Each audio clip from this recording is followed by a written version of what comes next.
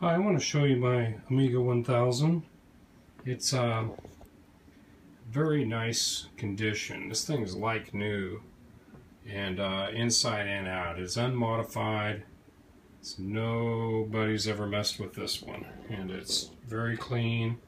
As you can see, no yellowing or anything else. So I like this computer. These are nice computers. Of course, they come with a nice little place to put your keyboard. These things are awesome. So, only problem is with Amiga 1000, you typically have to plug in a Kickstart ROM disk just to get this thing to run, and you're very limited on RAM, and they're very slow. So, to fix that, we got the ACA 500, and of course added a ACA 1233 030 processor to that.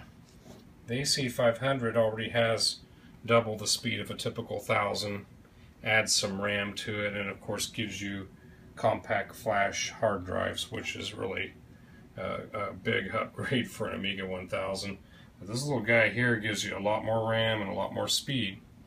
So let's plug it in. You can see how this thing works. Just plug it on the side like you would any other expansion. And by the way, I made this case out of some polycarbonate material I bought at Home Depot for like $4, and I bent it using my rework solder station. And so I just heated it up and folded it over and kind of made a little stand for it. So it works out good. So let's fire this thing up. So first thing it's going to do is pop up to your boot screen. And of course, now I got to get this keyboard out of here. Okay, there we go. And then we're going to hit F1 because we want to boot OS 3.1. And you see that thing working down there. Go back to the screen. And here we go.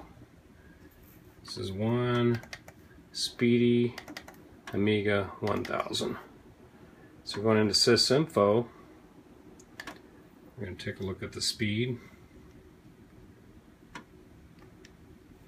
And as you can see, we're quite a bit faster than your standard Amiga 1000. Well, actually this is 600, but pretty close to the same speed.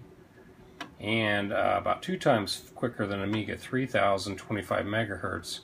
So this thing's hauling at this point in time. Let's look at our memory. We got 126 megs right there. And of course your chip RAM and your fast RAM that comes out of the AC 500 itself.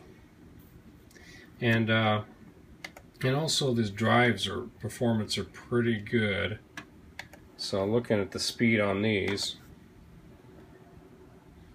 reading it right now, you're still looking at over 2, so that's pretty fast for compact flash and an Amiga like this. So anyway,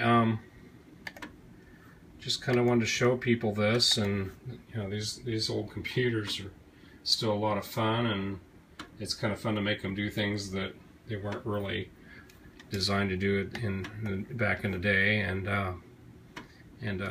it's kind of nice. So anyway, very quick. So anyway, there it is, and hope you enjoyed the video.